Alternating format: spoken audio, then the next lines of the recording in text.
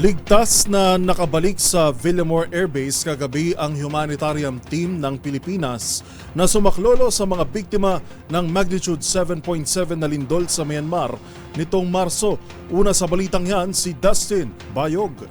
Ligtas nang nakauwi sa bansa ang pinadalang Philippine Interagency Humanitarian Contingent Team na tumulong sa rescue operation sa Myanmar matapos yanigin ng 7.7 magnitude na lindol noong ika-28 ng Marso. Lula ng dalawang C-130 ligtas na nakalapag sa Villamor Air Base kagabi ang aabot sa 89 na kumatawan mula sa iba't ibang ahensya ng pamahalaan at ilang miyembro ng pribadong sektor.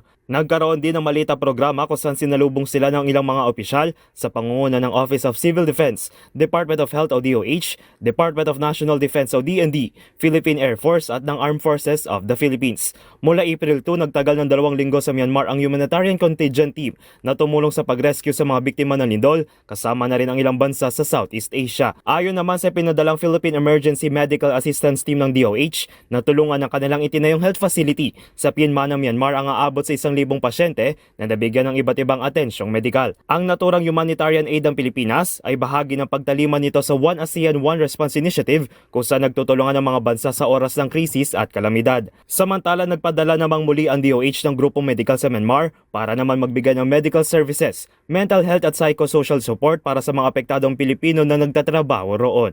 Para sa MBC TV Network News, ito si Dustin Bayog ng DZRH TV. Una sa Pilipinas, una sa Pilipino.